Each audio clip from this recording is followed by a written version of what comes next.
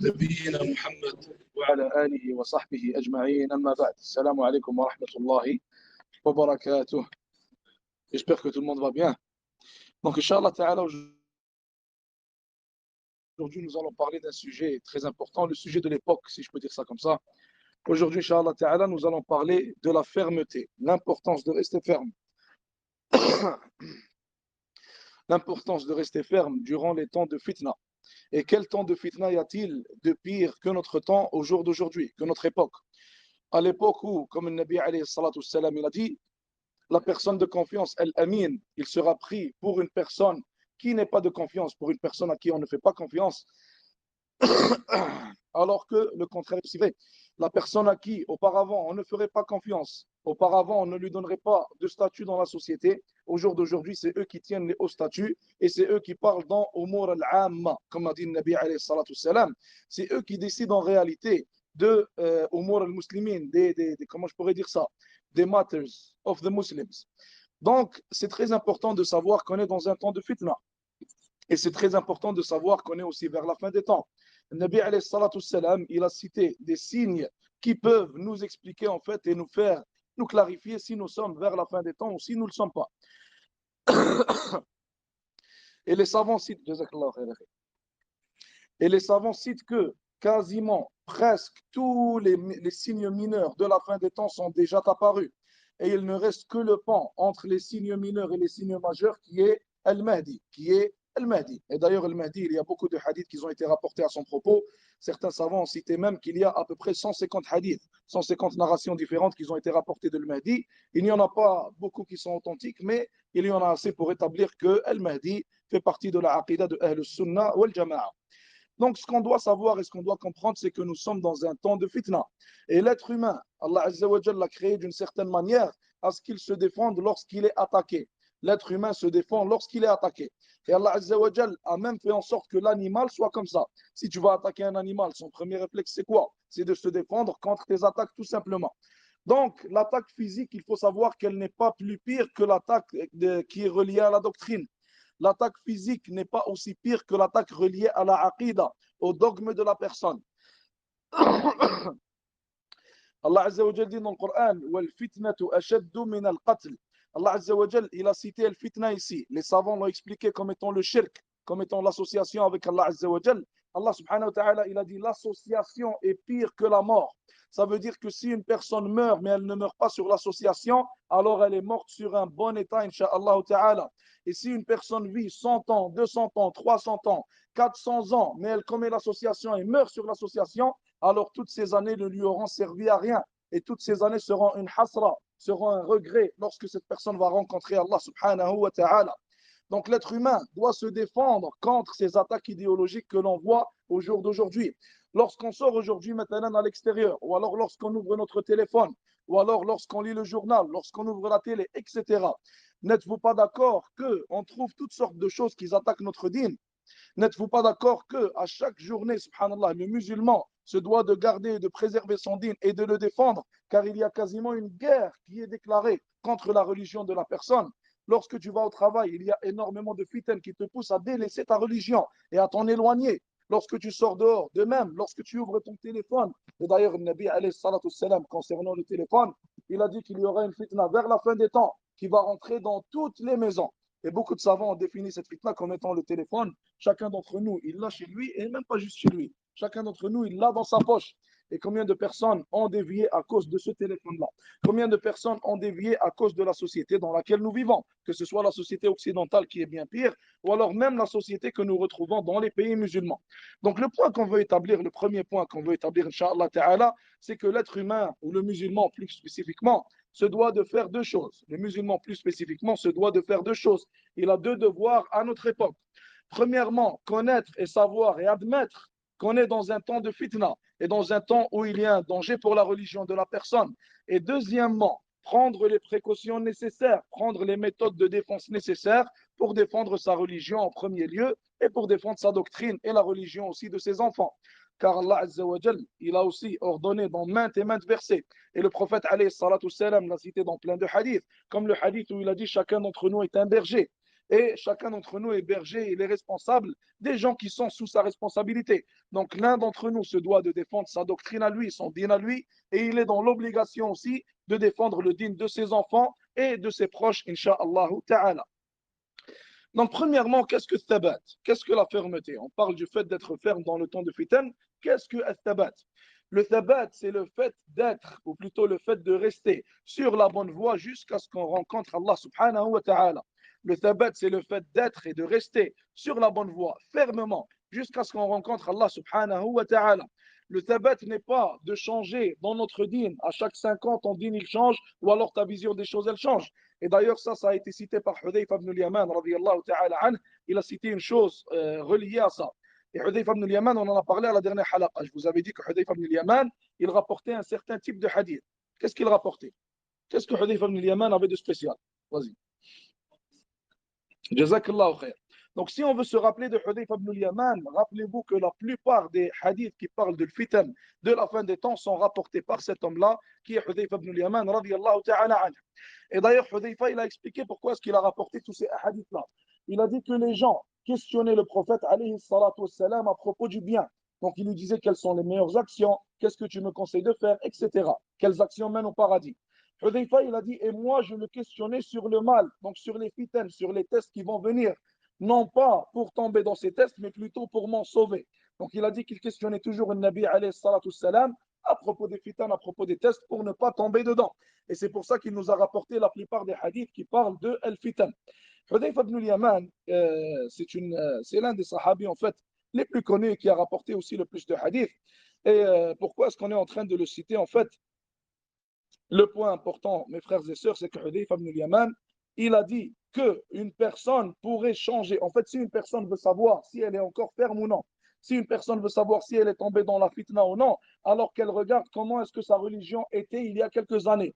Si les choses qu'il voyait comme étant haram, il les voit aujourd'hui comme étant halal, ou alors les choses qu'il voyait comme étant halal, il les voit aujourd'hui comme étant haram, alors que la personne sache qu'elle est tombée dans la fitna, que la personne sache qu'elle est tombée dans le test, ou l'iyadu billah. Et d'ailleurs, il faut savoir que les prophètes et les meilleurs des hommes, alayhim salatu wassalam, demandaient toujours à Allah subhanahu wa ta'ala la fermeté. Il faut savoir qu'il n'y a aucune personne qui sait si elle va mourir sur l'islam ou non. Il se peut qu'au jour d'aujourd'hui, nous sommes réunis sur l'islam, nous sommes réunis à parler à propos d'Allah Azza wa Jal, et que, billah, l'un d'entre nous finisse par quitter cette religion. Et combien de fois est-ce que c'est arrivé? Combien de fois est-ce que de telles histoires sont arrivées? Le Cheikh Saïd El-Kamani, par exemple, il a cité une histoire d'une certaine personne. Il a dit cette personne, il a dit les gens, donnez l'exemple avec la piété de cette personne. Tellement cet homme était pieux, tellement il était droit, les gens donnaient un exemple en disant soyez comme lui, en disant suivez les pas de cet homme-là, en disant adorez Allah Azza wa Jal comme cet homme l'adore, car il n'y avait personne de meilleur que lui. Il a dit qu'au jour d'aujourd'hui, cette personne, il est devenu déviant et il n'est plus sur le chemin du dîn. Il n'est plus sur le sunnah, il n'a plus rien à voir avec la religion d'Allah Azza wa Jal.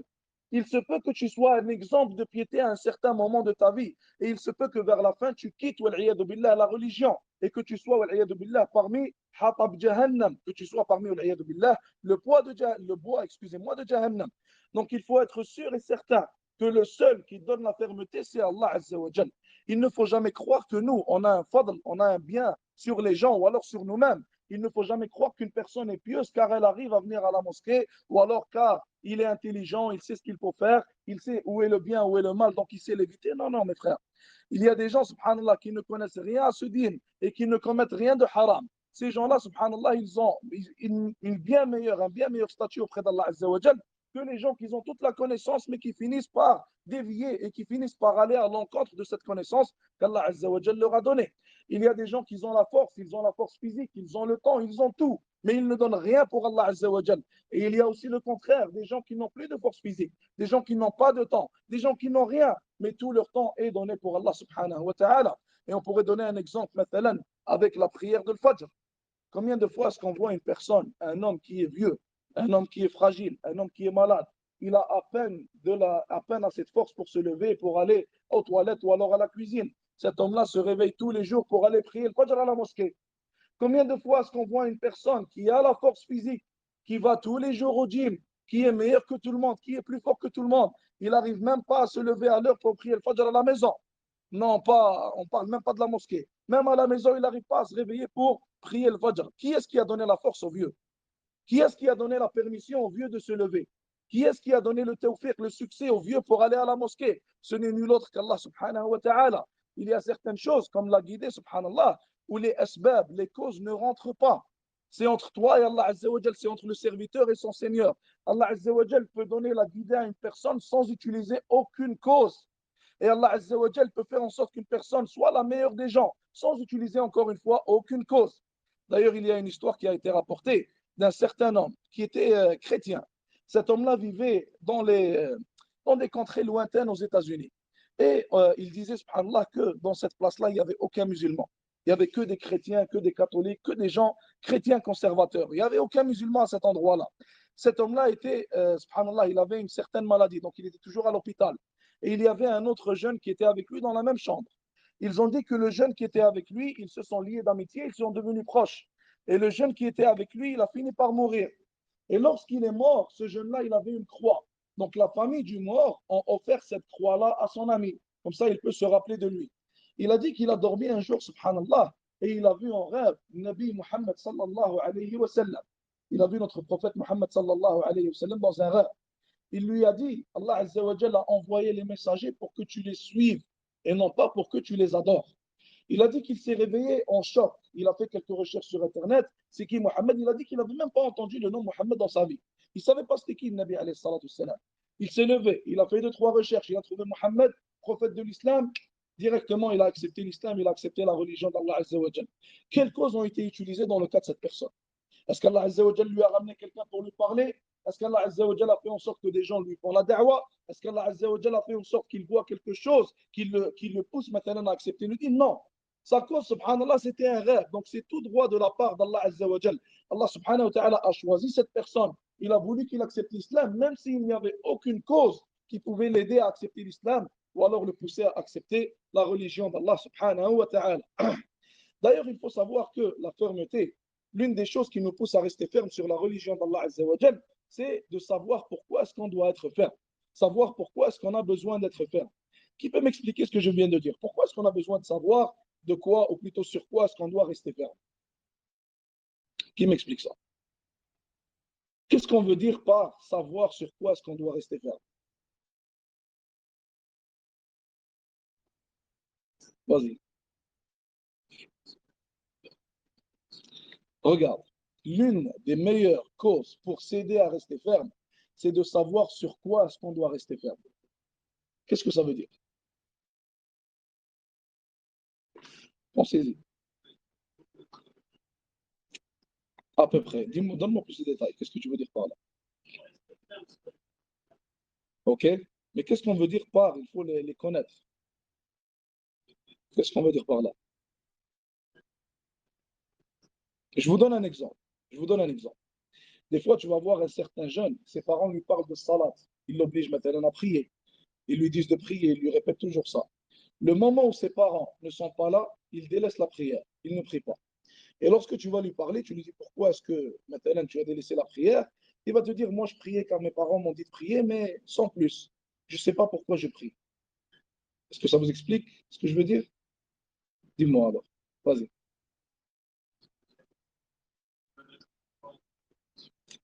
Exactement. Pourquoi est-ce que je suis musulman? Pourquoi est-ce que je dois prier?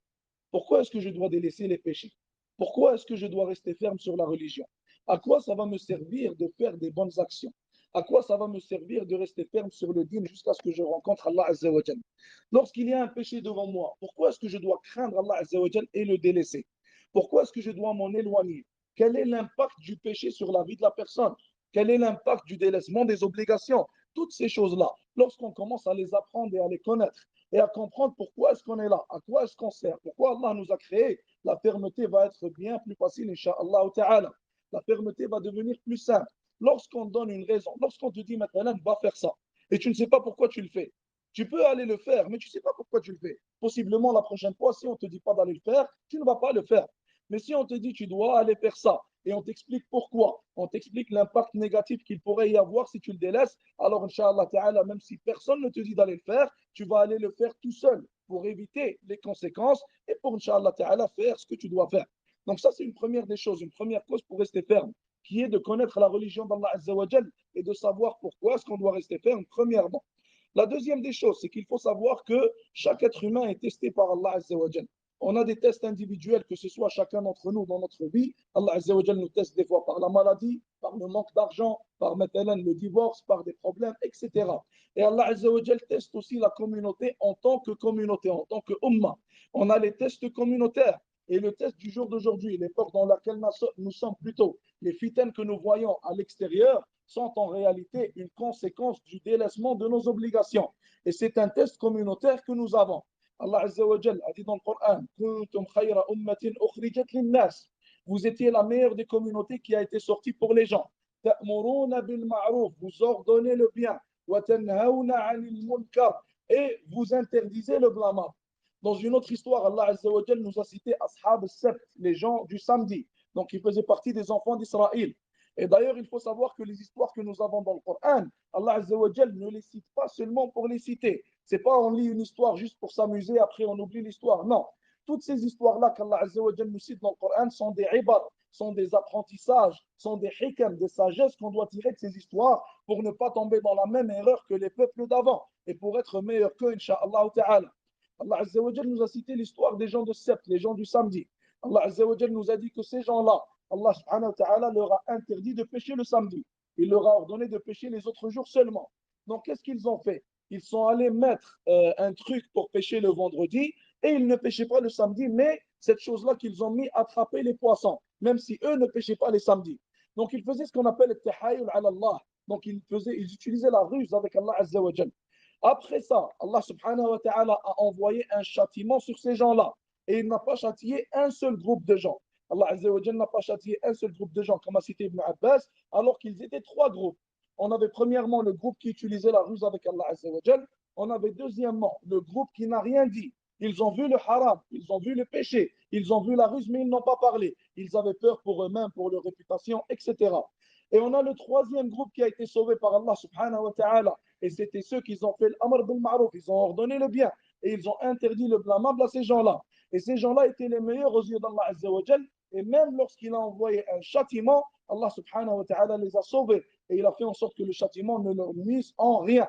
Pourquoi est-ce que je vous dis que les fitanes qu'on voit dehors, les fitanes qu'on voit dans notre ummah, sont en réalité une conséquence du délaissement de nos obligations?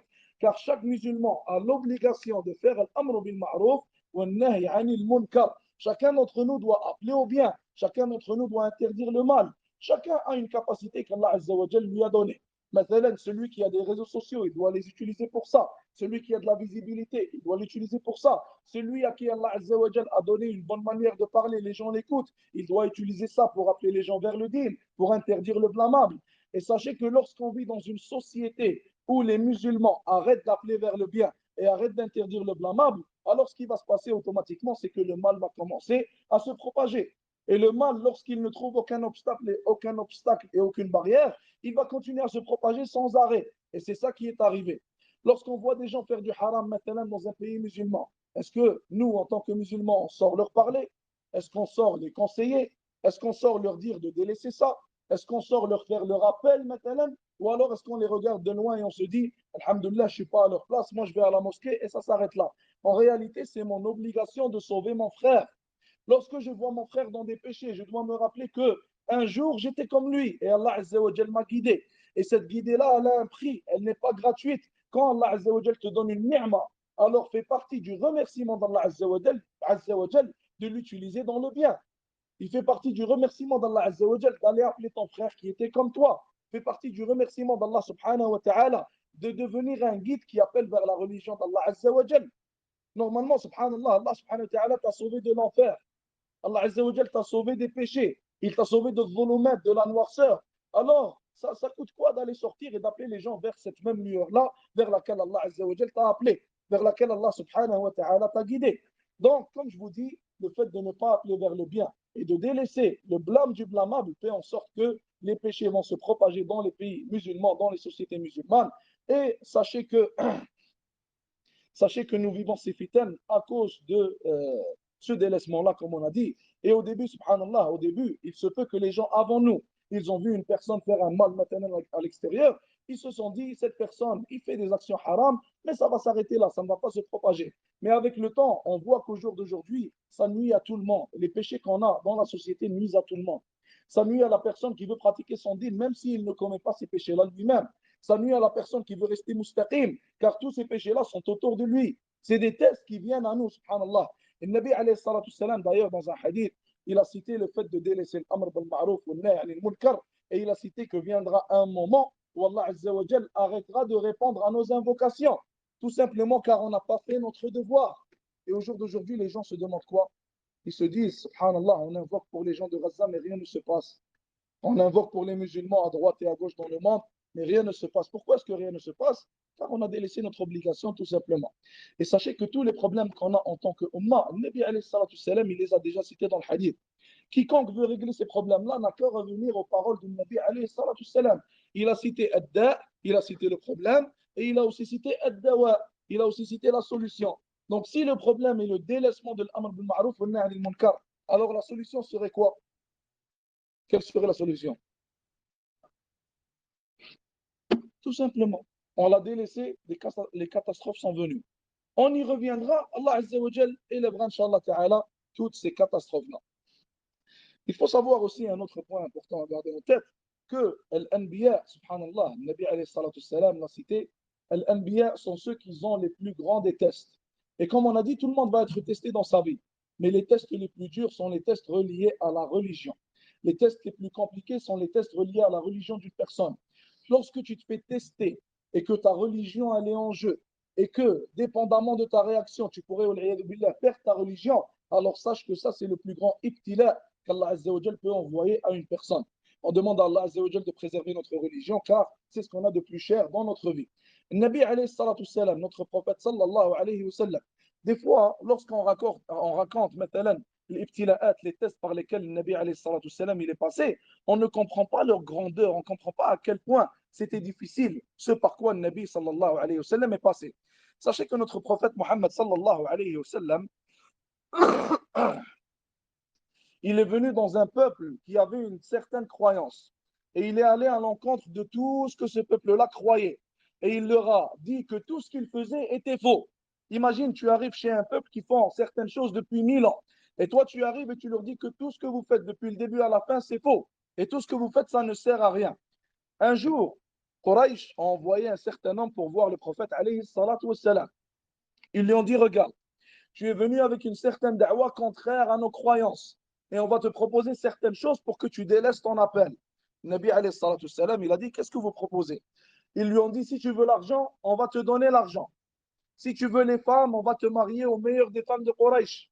Si tu veux le pouvoir, on va te mettre à la tête de Quraysh. Si tu veux une chose, tu ne fais que la demander et tu l'auras directement, sans aucune négociation.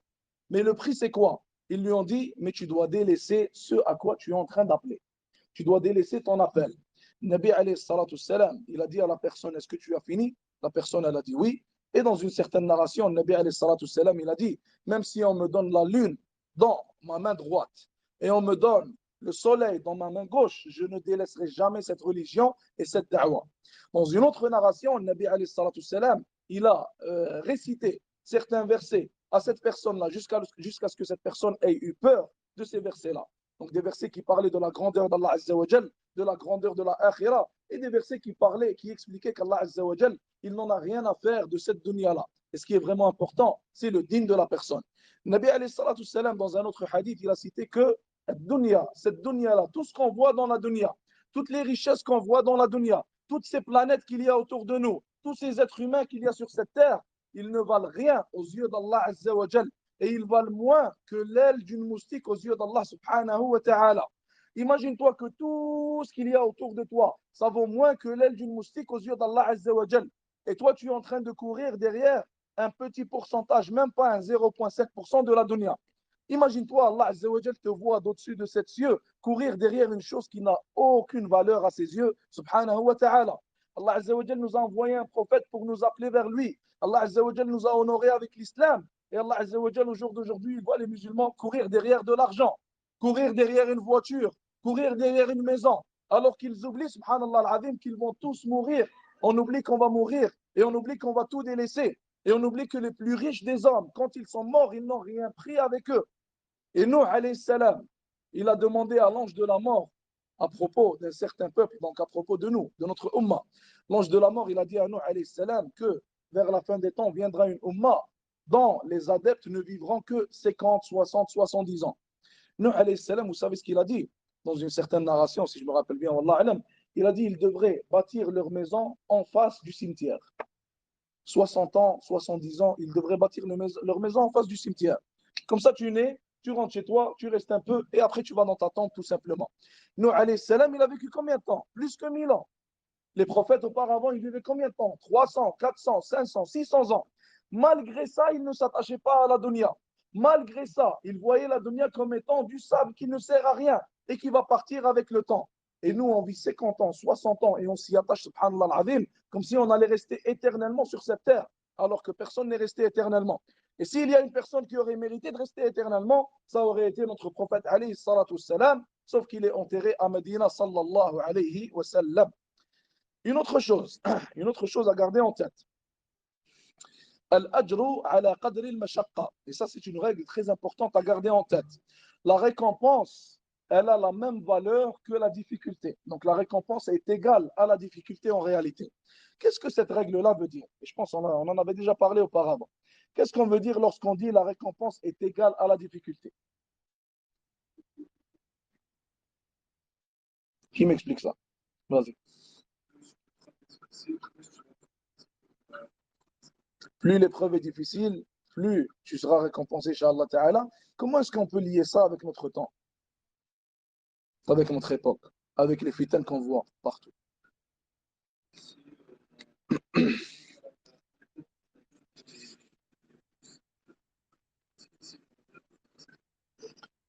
Vous savez, subhanallah, c'est ce lien que tu viens de faire. Un jour, j'étais en train d'écouter le cours d'un cheikh et il a dit, subhanallah, habituellement, l'être humain, naturellement, lorsqu'il voit beaucoup de fitanes autour de lui, beaucoup de tests, alors il va se décourager habituellement. Il va baisser les bras des fois, il va trouver ça difficile, il va commencer à y penser, il va se dire comment je vais passer tous ces tests-là. J'ai écouté ce cheikh, subhanallah, et il était en train de parler de la fin des temps et des fitanes qu'il y a au jour d'aujourd'hui. Il est mort, rahmatullah alayh. Donc il a dit quoi? Il a dit qu'il ne faut pas voir ces fitanes d'une manière négative, mais plutôt il faut les voir d'une manière positive. L'époque dans laquelle nous sommes, il faut la voir comme une époque de tijara, de commerce avec Allah Azza wa Jal. Une époque où Allah Azza wa Jal a ouvert le marché pour ceux qui veulent réformer la Ummah et pour ceux qui veulent faire le bien. Car la récompense de celui qui fait le bien dans notre époque est égale à la récompense de 50 parmi les compagnons, comme l'a dit le Nabi alayhi salatu wassalam. Le prophète alayhi salatu wassalam, il a dit aux compagnons dans un hadith, viendront des gens vers la fin des temps qu'ils auront des récompenses égales à 50 d'entre vous. Et même les compagnons radiyallahu anhum étaient choqués de cette parole de Nabi. Ils lui ont dit, Ya Rasulallah, 50 d'entre eux ou 50 d'entre nous? Ils ont cru qu'ils s'étaient peut-être trompés, alayhi salatu wassalam. Il a dit non, bel minkum. Il a dit non, 50 d'entre vous et non pas d'entre eux. Et il y a certaines narrations qui sont faibles, qui expliquent cela, même si la narration elle est faible, elle explique, Inch'Allah Ta'ala, l'idée qu'il y a derrière ça. Le Nabi alayhi salatu wassalam, il a dit qu'ils ne trouveront personne pour les aider, pour rester sur la vérité. Ils ne trouveront personne pour les aider, pour les appeler vers la bonne voie. Alors ils auront la récompense multipliée par 50 fois. La récompense des compagnons, radiyallahu ta'ala anhum. En vérité, lorsqu'on voit toutes ces fitanes, wallahi, on devrait être heureux. On devrait être heureux et on devrait se sentir spécial d'avoir été choisi par Allah Azza wa Jal. Qu'Allah subhanahu wa ta'ala nous ait mis dans une telle époque. Car en réalité, c'est une chance en or qu'on a. Il faut savoir que moi et toi, toutes les actions qu'on fait aujourd'hui sont multipliées par des centaines de fois par Allah Azza wa Jal. Car les plus simples des actions que les musulmans auparavant, il y a 200, 300, 400 ans, trouvaient très faciles à faire, moi et toi, on les trouve extrêmement difficiles à cause de l'environnement dans lequel nous sommes. Le simple fait d'aller au masjid au jour d'aujourd'hui n'est pas comme avant. Le simple fait de s'asseoir chez soi. Auparavant, maintenant, lorsqu'une personne s'assoyait chez elle, elle n'avait pas ce téléphone rempli de fitanes, elle n'avait pas une télé remplie de fitanes, elle n'avait pas les réseaux sociaux, subhanallah, qui tuent le digne de la personne et qui lui prennent autant de temps. Alors que moi et toi, nous avons tout ça. Pour ça qu'Allah Azza wa Jal nous a honorés en réalité, s'il nous a fait vivre dans cette époque-là, car c'est une chance en or que nous avons. Et lorsque le musulman voit de tels mawasim, il voit de telles saisons de tijara, de commerce avec Allah subhanahu wa ta'ala, il devrait les utiliser de la meilleure des manières chacun d'entre nous devrait se libérer pour réformer la Ummah d'Allah Azza wa Jal, la Ummah du Nabi alayhi salatu salam. Chacun d'entre nous devrait donner son temps pour faire la da'wah. Chacun d'entre nous devrait donner son temps pour appeler les gens vers Allah subhanahu wa ta'ala. Chacun d'entre nous devrait utiliser cette époque-là pour avoir, Inch'Allah ta'ala, les plus hauts statuts et les plus hauts degrés au paradis, bi'idhnillahi azza wa jal. Une autre chose qu'il faut garder en tête, c'est que toute personne qui ne reste pas ferme dans la dunya, et comme on a dit, la fermeté vient de la part d'Allah azza wa jal, non pas de la part d'un tel ou alors de nous-mêmes. Toute personne qui n'arrive pas à rester ferme sur la dunya, alors elle n'aura pas, wal'iyadu billah, la fermeté dans la akhira. Allah azza wa jal dit dans le Coran, يثبت الله الذين آمنوا بالقول الثابت في الحياة الدنيا وفي الآخرة. Allah Azza wa Jalla dit, Allah subhanahu wa ta'ala accorde la fermeté à ceux qui ont cru dans la dunya et dans la akhira. Et d'ailleurs, Ibn Taymiyyah, rahmatullahi alayhi, et d'autres savants, ils ont cité qu'il y a un paradis dans cette dunya. Si une personne n'y rentre pas, alors elle ne rentrera pas dans le paradis de la akhira. Quel est le paradis de la dunya? C'est le fait d'adorer Allah subhanahu wa ta'ala et de sentir la proximité, la relation proche qu'on a avec Allah subhanahu wa ta'ala. Toute personne, lorsqu'il va adorer Allah azza wa jal, se sent proche de lui. Toute personne qui est heureux lorsqu'il fait une adoration, alors qu'il sache, incha'Allah ta'ala, qu'Allah azza wa jal lui a accordé une chose qu'il n'a pas accordée à beaucoup de gens. Et cette chose-là fait partie du paradis que la personne peut vivre dans cette dunya. Et quiconque n'a pas cela, alors, billah, il ne risque de ne pas avoir le paradis qu'il y a aussi dans la akhira. Qu'Allah azza wa jal nous préserve. Dernier point, incha'Allah. Inch'Allah ta'ala, on va parler des causes de al-thabat, les choses qui permettent à la personne de rester, Inch'Allah, ferme sur la religion d'Allah azza wa jal. Et il faut savoir que les gens sont de trois types. Les gens sont de trois types. On a premièrement une personne qui ne reste pas ferme et qui tombe face au test. On a deuxièmement la personne qu'Allah subhanahu wa ta'ala raffermit. Et troisièmement, on a qui?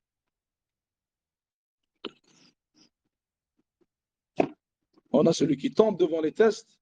On a celui qu'Allah azza wa jal raffermit. Et troisièmement,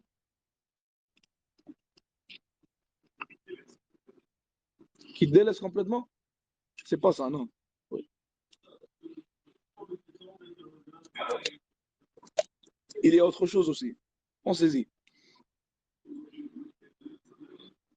Non. Allah Azza wa Jalla dit dans le Coran, وَجَعَلْنَاهُمْ أَئِمَّةً يَهْدُونَ بِأَمْرِنَا لَمَّا صَبَرُوا. Et on a fait d'entre eux des guides qui guident par notre amr, notre ordre, لَمَّا صَبَرُوا, lorsqu'ils ont patienté, lorsqu'ils furent patients. Allah Azza wa Jalla a fait en sorte qu'il y ait un certain groupe de gens qui l'utilisent lui-même pour raffermir les autres, comme les savants par exemple, comme les du'at par exemple. Allah Azza wa Jalla a fait en sorte que ces gens-là soient des lumières. Et le Nabi alayhi salatu salam dans le hadith, il les a comparés à des étoiles. Et les étoiles servent à quoi? Les étoiles servaient à quoi auparavant? À retrouver son chemin. Donc tout comme les étoiles t'aident à retrouver ton chemin dans la dunya, les savants t'aident à retrouver ton chemin dans la akhira. C'est pour ça que le Nabi alayhi salatu salam les compare à des étoiles. Ils sont en réalité des lumières qui nous illuminent le chemin, illuminent la noirceur lorsqu'on arrive à rien voir. Et on avait parlé dans le dernier cours, dans la dernière halaqa, l'impact que la personne aura sur elle-même, l'impact négatif, si elle est aveugle, donc non pas aveugle matériellement, donc non pas qu'elle n'a pas de yeux, mais plutôt aveugle pour ce qui est de la akhira. Elle n'a pas de basira. Allah Azza wa Jal ne lui accorde pas cela. Donc Allah subhanahu wa ta'ala, il a fait en sorte qu'il y a certains de ses serviteurs qui seront des muthabbitin, des gens qui donnent le thabat aux autres qu'il y a autour d'eux. D'ailleurs, il est rapporté d'Ibn Taymiyyah, Cheikh l'Islam Ibn Taymiyyah, rahimahullah, lorsqu'il était dans une conquête et que les musulmans, dans son armée, ils commençaient à se décourager, il passait dans tous les rangs et il les encourageait et il leur donnait le thabat par la permission d'Allah subhanahu wa ta'ala. Donc la meilleure classe qu'on peut atteindre, le meilleur type de personne que nous pouvons être dans la dunya, c'est d'être un muthabbit, qu'Allah azza wa jal nous utilise et fasse en sorte qu'on soit une cause de guider. D'ailleurs, il est bon d'utiliser, ou plutôt de répéter ce dua, de dire Allahumma taqabbalna wa taqabbal minna, Allahumma ista'milna wa la tastabdilna. Oh Allah, utilise-nous et ne nous échange pas. Utilise-nous dans quoi? Utilise-nous pour ton din. Utilise-nous pour faire triompher ta religion, pour élever ta parole, pour propager ce din aux gens. Si Allah Azza wa Jal décide d'utiliser une personne, alors en réalité, cette personne, Inch'Allah Ta'ala, elle aura tout gagné dans la dunya ainsi que dans la akhira. Donc, dernier point, comme on avait dit, asbab ou thabat, les causes poussant une personne à rester ferme. Quand je vous parle de causes de thabat, à quoi est-ce que vous pensez? Qu'est-ce qui peut aider une personne à rester ferme sur son din? تفضل. تفضل. حب الله ما شاء الله. جزاك الله خير. Subhanallah. Ça, c'est un point très important. Ce point-là, je ne l'ai pas cité ici, mais ça, c'est un point très important. Le fait d'aimer Allah subhanahu wa ta'ala. Est-ce que, remarque, regardez ça, regardez ça. Lorsque tu aimes un être humain, lorsque tu aimes une personne, et que la personne, elle sait que tu l'aimes et que tu fais tout pour elle, quelle sera la réaction de cette personne vis-à-vis de toi? Elle va t'aimer en retour, c'est vrai ou non? Elle va essayer de te donner des choses pour te faire plaisir. Elle va être gentille avec toi. Et ça, c'est l'exemple de l'être humain avec son égal, avec un autre être humain. Alors, quel est l'exemple en réalité de l'être humain avec son créateur, subhanahu wa ta'ala? Allah Azza wa Jal nous a créés pour l'adorer. Imagine-toi, Allah Azza wa Jal te voit d'au-dessus de sept cieux. Et Allah Azza wa Jal sait ce qu'il y a dans les cœurs. Et il voit que ton cœur est rempli d'amour vis-à-vis de lui, subhanahu wa ta'ala. Il voit que ton cœur est rempli d'amour vis-à-vis de son prophète sallallahu alayhi wa sallam. Comment est-ce qu'Allah Azza wa Jal va agir avec toi? Est-ce qu'on pense vraiment qu'Allah Azza wa Jal va laisser une personne dévier si cette personne l'aime sincèrement? Impossible. Sachez que ceci est impossible. Est-ce qu'on pense vraiment que lorsqu'Allah Azza wa Jal voit qu'une personne essaie de tout faire pour lui faire plaisir, Allah Azza wa Jal va laisser cette personne dévier? Ça aussi, c'est impossible. Et quiconque pense cela alors qu'il règle son don à propos d'Allah Azza wa Jal, sa pensée à propos d'Allah Azza wa Jal, car il a en réalité une mauvaise pensée à propos de son Seigneur et il ne connaît pas son Seigneur. Allah Azza wa Jal, même lorsqu'on fait le mal, même lorsqu'on est loin de lui, même lorsque certaines personnes ont combattu la religion d'Allah Azza wa Jal, et il a fini par les guider, subhanahu wa ta'ala. Alors que dire d'une personne qui aime Allah? Que dire d'une personne qui aime son dîn? Que dire d'une personne qui veut propager le dîn d'Allah Azza wa Jal? Tout ça, ce sont des causes qui rapportent l'amour d'Allah Azza wa Jal envers nous et qui font en sorte qu'Allah Azza wa Jal aime la personne. Et si Allah subhanahu wa ta'ala aime une personne, alors qu'elle sache qu'elle a tout gagné encore une fois dans la dunya ainsi que dans la akhira. Il y a d'autres causes? Vas-y. Al-ilm, barakallahu fik, on va le citer, Inch'Allah. Est-ce qu'il y a d'autres? L'entourage, as-suhba saliha, et comme ils disent en arabe, as-sahibu sahib, subhanallah. Le sahib, le compagnon, est une personne qui te tire. Donc, le compagnon est une personne qui te tire vers le bien, s'il est un compagnon de bien. Et il est une personne qui te tire vers le mal, s'il est un compagnon de mal. Et lorsqu'on prend maintenant une personne et on le met avec un groupe de gens qui ne parlent que du Coran et qui ne parlent que de mémoriser le Coran, donne-lui 2 semaines, 3 semaines, 4 semaines, il va commencer à parler de la même chose. Lorsqu'on prend une personne de bien, on le met avec des gens du mal qui ne parlent que de voler, que de tirer sur des gens, que de faire du mal. Alors donne-lui 2-3 semaines, il va devenir exactement comme eux. Donc le compagnon, subhanallah, en réalité, le compagnon est le miroir de la personne. Donc, quand tu regardes ton compagnon, sache qu'en réalité, ton compagnon, il est comme toi. Car s'il ne serait pas comme toi, tu ne serais pas avec lui, tout simplement. Il y a d'autres causes? Itiba sunnah. Suivre la sunnah, au dhikr, barakallahu fik. Qu'est-ce qu'il y a d'autre? Samani? Barakallahu fik, jazakallahu khair. Donc, le premier point avec lequel on a commencé, c'est Hablullah il-Matin. Allah Azza wa Jalla dit dans le Coran, wa'tasimu bihablillahi jami'an wa la tafarraqu. Accrochez-vous au câble d'Allah Azza wa Jalla tous autant que vous êtes. Quel est le câble d'Allah Azza wa Jalla? Le câble d'Allah subhanahu wa ta'ala, c'est le miracle qu'il a révélé à Muhammad alayhi salatu wa salam. Le câble d'Allah Azza wa Jalla, c'est ce miracle qui va rester jusqu'au jour du jugement et qu'on a à côté de nous, mais malheureusement, la plupart d'entre nous ne lui donnent pas assez de temps. Le câble d'Allah Azza wa Jalla, c'est la chose pour laquelle, subhanallah, sa révélation, la chose pour laquelle il a créé les cieux et la terre. C'est le guide qu'il nous a envoyé pour nous dire quoi faire et quoi ne pas faire. C'est Al-Furqan, c'est le différenciateur entre le bien et le mal. C'est ça le habl d'Allah, le câble d'Allah subhanahu wa ta'ala, qui est le Coran. Et il faut savoir, mes frères et sœurs, que le Coran, on devrait le prendre comme étant un récit qui nous est venu de la part d'Allah subhanahu wa ta'ala. Car Allah Azza wa Jalla, en réalité, il nous aime.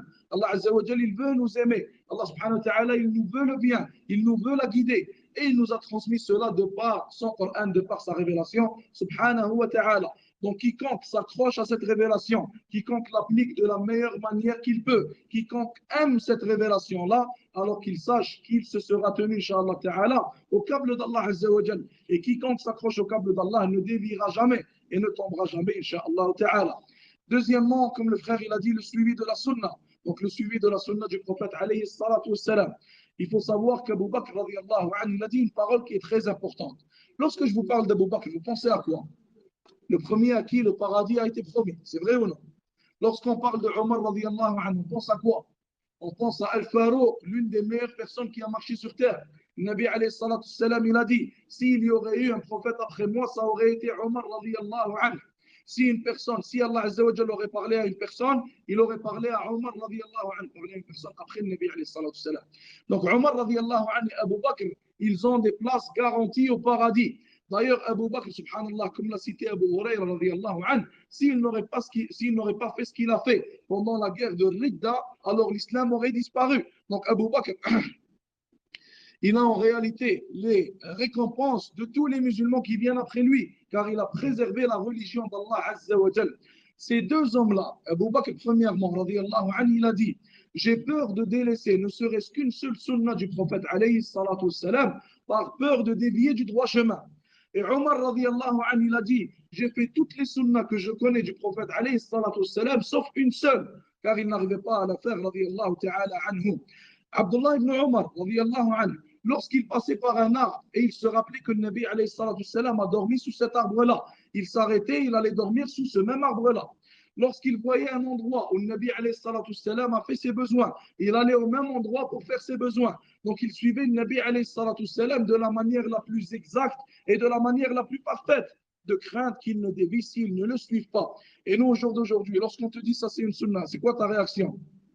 Lorsqu'on te dit telle action c'est une sunna, comment tu réagis? Tu dis quoi? Est-ce que tu es content? Tu dis, alhamdoulilah, c'est une sunna, je vais la faire pour être récompensé? Ou alors est-ce que tu es content, mais pour une autre raison? Tu dis, alhamdoulilah, c'est une sunna, je ne vais pas la faire. Je n'ai pas besoin de la faire. C'est quoi notre réaction au jour d'aujourd'hui? Malheureusement, vous savez, on rit, mais Wallah, on devrait pleurer. Wallah, l'azim, on devrait pleurer. À voir, subhanallah, comment on est loin de la religion d'Allah Azza wa Jal, à voir comment on veut se déresponsabiliser de la religion d'Allah Azza wa Jal, à voir comment on s'en fout en réalité de ce qui va arriver dans l'attente. Car si une personne ne s'en fout pas, elle va se précipiter à faire le khayrat. Allah Azza wa Jalla dit et il se précipitait à faire le bien. Et d'ailleurs, ça, c'est l'un des signes du croyant, du mu'min, de la personne qui croit réellement en Allah Azza wa Jalla et au jour dernier. C'est le fait de se précipiter vers le bien. Lorsqu'il entend une possibilité de faire le bien, il va courir vers cette possibilité-là. Lorsqu'il entend maintenant un tel a besoin d'argent, il va courir pour lui donner. Un tel a besoin d'aide, il va courir pour l'aider. Un tel a besoin d'être visité, il est malade, il va courir pour le visiter. Des fois même, il ne va pas laisser la chance aux autres gens de l'aider. Il va directement l'aider lui-même. Ça, c'est les signes du vrai croyant, du vrai mu'min, de la personne dont le cœur a été rempli de foi et de crainte et d'espoir en Allah subhanahu wa ta'ala. Et pour les autres personnes, bien sûr, qui n'en ont rien à faire, alors il va se dire, c'est une sunnah, alhamdulillah, je n'ai pas besoin de la faire, je m'arrête seulement à ce qui est obligatoire. Une autre chose, Hudayfa radiallahu anhu, donc le même Hudayfa ibn al-Yaman, comme on a dit, si vous voulez vous rappeler de Hudayfa, rappelez-vous que c'est celui qui a rapporté la plupart des hadiths qui parlent de al-fitan. Donc Hudayfa ibn al-Yaman, il a dit, لَيَأْتِيَنَّ عَلَى النَّاسِ زَمَانٌ لَا يَنْجُو فِيهِ إِلَّا مَنْ دَعَى بِدُعَاءٍ كَدُعَاءِ الْغَرِيقِ. Hudayfa radiallahu anhu, il a dit, viendra une époque, et Allah Ta'ala a'lam, c'est notre époque. Viendra une époque où la seule personne qui sera sauvée sera celui qui va invoquer Allah Azza wa Jal de la même manière que celui qui est en train de se noyer. Celui qui se noie, comment est-ce qu'il invoque Allah subhanahu wa ta'ala? Est-ce qu'il lève les mains et dit Ya Allah, sauve-moi, Ya Allah, sauve-moi, salam alaikum, c'est ça qu'il fait? Comment est-ce qu'il invoque Allah Azza wa Jal? Comment est-ce qu'il le fait? Vas-y. Avec sincérité, avec ardeur, avec motivation, il ne va jamais lâcher. Soit il meurt en invoquant Allah Azza wa Jal, soit Allah Azza wa Jal va le sauver. Il n'y a pas d'autre chose. Tout le temps qu'il va passer, quand il est en train de se noyer, il va le passer à invoquer Allah subhanahu wa ta'ala sans arrêt. Oui, arrêt.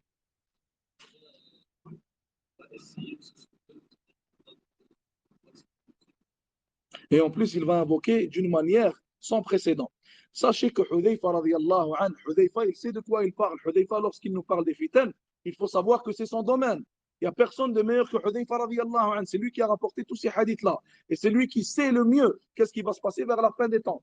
Il a dit que la seule personne qui va être sauvée à notre époque, c'est la personne qui va invoquer Allah Azza wa Jal pour son salut, de la même manière que le ghariq, que celui qui se noie l'invoque. Combien d'entre nous invoquent Allah Azza wa Jal de la même manière que le ghariq l'invoque? Combien d'entre nous donnent ne serait-ce qu'un petit 15-20 minutes à l'invocation d'Allah Azza wa Jal?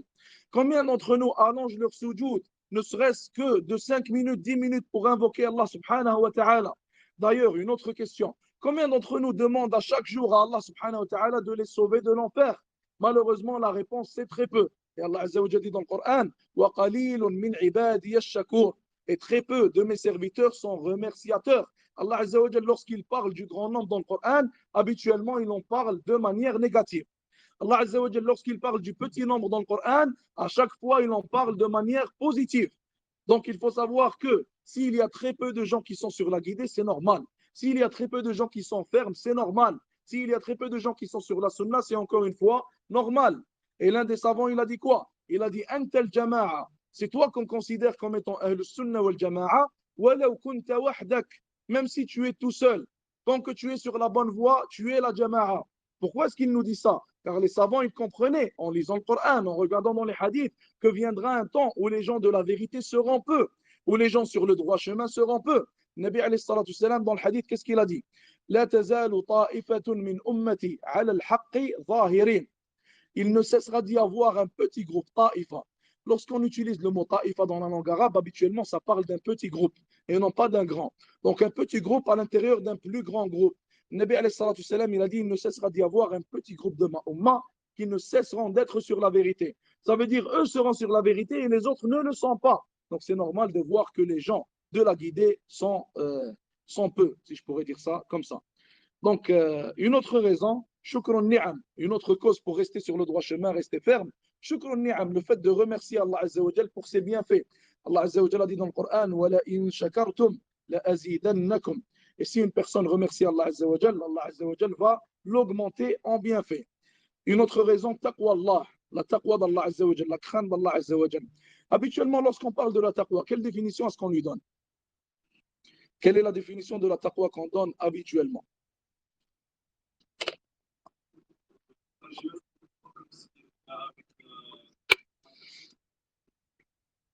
Ok, ça c'est une définition qu'on pourrait donner. Qu'est-ce qu'il y a d'autre?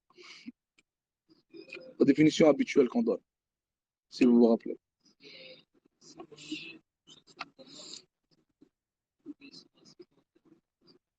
S'éloigner en obéissant aux ordres, s'éloigner du châtiment, excuse-moi, en obéissant aux ordres, s'éloigner des interdits. Ça, c'est la définition, si je pourrais dire, la définition générale, générale ou alors plain, en anglais plain. La définition plain, si je pourrais dire ça, de la taqwa.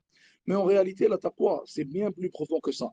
Et il faut savoir qu'il y a des savants qui ont écrit des livres complets sur ça, des livres qui font des volumes, des livres qui font des centaines et des centaines de pages seulement sur le sujet de la taqwa. En réalité, la taqwa, c'est bien plus profond que ça. La personne qui a réellement la taqwa, elle a un certain respect envers Allah subhanahu wa ta'ala. De la même manière que tu respectes ton père et que tu ne fais pas certaines actions devant lui, alors tu dois avoir un plus grand respect envers Allah subhanahu wa ta'ala et tu ne devrais pas dépasser certaines limites.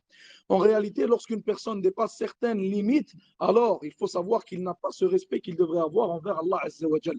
Allah subhanahu wa ta'ala, on devrait avoir une relation avec lui. Et la relation que tu as avec une personne que tu aimes, habituellement, qu'est-ce que tu en fais? Tu fais de ton mieux pour la préserver, pour ne pas qu'elle s'abîme, pour ne pas qu'il y ait de problème entre toi et la personne. De la même manière, on devrait avoir cette relation avec Allah Azza wa Jal. Il faut savoir que certains savants, ils ont dit, si une personne fait un certain péché, donc une personne fait beaucoup de péchés, et elle se repentit, ils ont dit Allah Azza wa Jal acceptera son repentir, car Allah Azza wa Jal a garanti cela à tous ceux qui se repentissent. Sauf qu'il se peut qu'elle n'ait plus la même proximité qu'elle avait avec Allah Azza wa Jal avant de faire ce péché. Même si elle s'est repentie. Même si la personne s'est repentie. Ça veut dire quoi? Ça veut dire que tu sentais une certaine relation avec Allah Azza wa Jal. Tu te réveillais la nuit, tu arrivais à pleurer lorsque tu faisais des invocations. Tu lisais le Coran, tu ressentais comme si Allah Azza wa Jal te parlait directement à toi-même. Mais à cause de tes péchés que tu fais et à cause des mauvaises choses, des limites que tu dépasses d'Allah Azza wa Jal, Allah subhanahu wa ta'ala a rendu cette relation que tu as avec lui haram. Haram dans le sens où Allah Azza wa Jal ne te l'accordera plus jamais. Donc la personne qui a réellement la taqwa, elle va tout faire pour préserver cette relation qu'elle a avec Allah Azza wa Jal. La personne qui a la taqwa va savoir à tout moment qu'Allah Azza wa Jal la regarde. Et lorsqu'une personne est comme ça en réalité, Inch'Allah ta'ala, alors elle ne risquera pas de tomber dans le mal et elle ne risquera pas de tomber dans les péchés. Un autre point, un autre point. Le fait de bâtir un environnement islamique. Le fait de bâtir un environnement islamique. Lorsque vous regardez maintenant les différentes communautés musulmanes en Occident, qu'est-ce que vous, excusez-moi, qu'est-ce que vous remarquez? On compare maintenant le Canada, l'Angleterre, la France. Est-ce que vous remarquez que la communauté musulmane, elle est la même dans tous ces pays-là, ou alors est-ce qu'elle diffère? Vous en pensez quoi? Vas-y. Très similaire, sûr. Il y a d'autres réponses? Ça veut dire les musulmans en France et au Canada, on est les mêmes. Les musulmans ici et aux États-Unis, par exemple, on est les mêmes. Les musulmans en Angleterre et ici, on est les mêmes. La réponse est que non. En réalité, on n'est pas les mêmes. Lorsqu'on voit les efforts de la da'wah qu'il y a en Angleterre, Wallahu ta'ala a'lam, c'est le pays où la communauté islamique est la plus forte. Lorsqu'on voit les efforts islamiques, les efforts de da'wah que les frères ont fait là-bas et que les chouïrs ont fait là-bas, on voit réellement un impact. Tu vois, subhanallah, des quartiers, de grands quartiers, des villes des fois qui sont des villes musulmanes, subhanallah, où il n'y a que des musulmans. Je vous demande une question. Lorsque tu vas maintenant vivre dans une ville pareille, même si tu es en Occident, est-ce que tu vas être maintenant testé par les mêmes fitanes ou exposé aux mêmes fitanes que la personne qui vit à New York, par exemple? Ça ne va pas être la même chose. C'est deux mondes différents qui n'ont rien à voir l'un avec l'autre. On a le devoir en tant que musulmans de bâtir un environnement islamique partout où on en est. Comment est-ce qu'on bâtit l'environnement islamique? Premièrement, en remplissant les massages. Deuxièmement, en faisant des activités pour réunir les musulmans. Troisièmement, en ayant notre propre identité, que ce soit avec la barbe, le qamis, etc. Ça se voit qu'ici, on est musulman. Ça se voit qu'ici, on est entre nous. Ça nous aide, vous comprenez? Donc, toutes ces choses-là aident à bâtir l'environnement islamique. Et si on arrive à bâtir un environnement islamique, Inch'Allah Ta'ala, alors les tests seront de moins en moins forts, jusqu'à ce qu'Inch'Allah Ta'ala, à un certain moment, ils disparaissent. Donc, ça, c'était un point. Un autre point qu'on a. Un autre point qu'on a. Le Nabi alayhi salatu salam, il a dit dans un hadith, celui qui se met à l'adoration dans les temps de fitan, alors il sera semblable à une personne qui a fait la hijra vers moi. Nabi alayhi salatu salam, plutôt de ce hadith de Nabi alayhi salatu salam, on tire deux points qui sont très importants. Le premier point important, c'est que la personne qui fait la hijra vers Nabi alayhi salatu salam, elle a la récompense de la hijra. Ça, c'est la première des choses qu'on tire. Donc, la personne qui fait beaucoup de ibadah, d'adoration dans les temps de fitna, dans les temps de test, cette personne-là aura aussi une grande récompense. La deuxième des choses qu'on tire, c'est que la personne qui fait la hijra vers le prophète alayhi salatu salam, prenons l'exemple de la hijra de Mecca vers le Médina. Les gens qui ont fait la hijra de Mecca vers le Médina, pourquoi est-ce qu'ils l'ont fait? Pour sauver leur religion, c'est vrai ou non? Pour préserver leur dîne, car à Mecca, c'était une société islamique, alors qu'à Médina, excusez-moi, c'était une société islamique, alors qu'à Mecca, ça ne l'était pas. De la même manière que eux ont préservé leur religion en faisant la hijra, sache que la personne qui fait des adorations dans le temps de l'fitan va lui aussi préserver, Inch'Allah Ta'ala, sa religion. Donc, l'une des meilleures manières de préserver la religion d'une personne lorsqu'il y a un temps où il y a beaucoup de tests, c'est de faire beaucoup d'adoration et de travailler sa proximité avec Allah subhanahu wa ta'ala. Donc on aura fini pour tous ces points-là, alhamdulillah rabbil alamin. Aussi bien sûr le fait d'apprendre sa religion, ça c'est un point qui est très important pour marcher à la basira, pour marcher en sachant où est-ce qu'on va, en sachant ce qu'on est en train de faire, ça aussi c'est d'une importance extrême. Et j'aimerais vous rappeler, Inch'Allah ta'ala, deux choses très importantes. Premièrement, nous sommes dans l'Ayyam al-Ashr, les 10 jours de Dhul Hijjah, et ces jours-là, il n'y a pas de meilleure journée que ceux-là dans l'année. Même les journées de Ramadan ne sont pas meilleures. Les journées de Ramadan ne sont pas meilleures que les journées de Dhul Hijjah. Alors le musulman se doit d'utiliser son temps de la meilleure des manières. Et d'ailleurs, subhanallah, comme l'a dit l'un des chouyours, il a dit Allah Azza wa Jalla a fait en sorte que, ou plutôt Allah Azza wa Jalla a cité le dhikr et il l'a lié avec les 10 jours de Dhul Hijjah, car le dhikr est une action qui est très facile. Tu n'as qu'à bouger ta langue et tu feras, Inch'Allah Ta'ala, des milliers de dhikr, bi'idhnillahi Azza wa Jalla. Donc il faut utiliser son temps de la meilleure des manières, ne serait-ce qu'en faisant simplement du dhikr H24, Inch'Allah, de la meilleure des manières qu'on peut, comme on l'a cité. La deuxième des choses, c'est que vous voyez ce qui arrive à nos frères et sœurs à Gaza.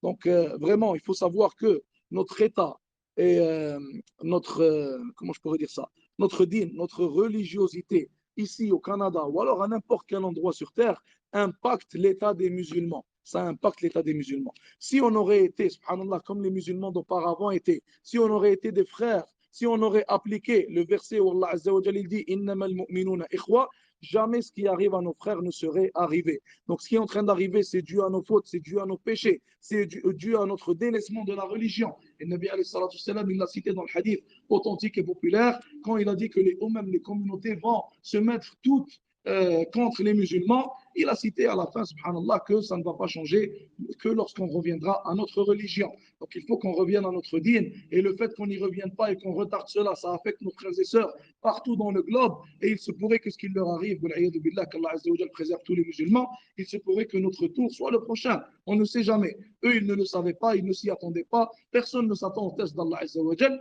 Et il faut savoir que, comme les savants le disent, ou plutôt dans un hadith, ça a été cité, le Nabi alayhi salatu wassalam, il a dit, lorsqu'un musulman délaisse son frère alors qu'il a besoin de son aide, Allah Azza wa Jal le délaissera à un moment où il aura besoin de son aide aussi, subhanahu wa ta'ala. Donc Allah Azza wa Jal nous préserve, Allah Azza wa Jal nous fasse revenir à sa religion de la meilleure des manières. Jazakumullahu khair. وصلى الله وسلم وبارك على نبينا محمد. السلام عليكم ورحمة الله وبركاته.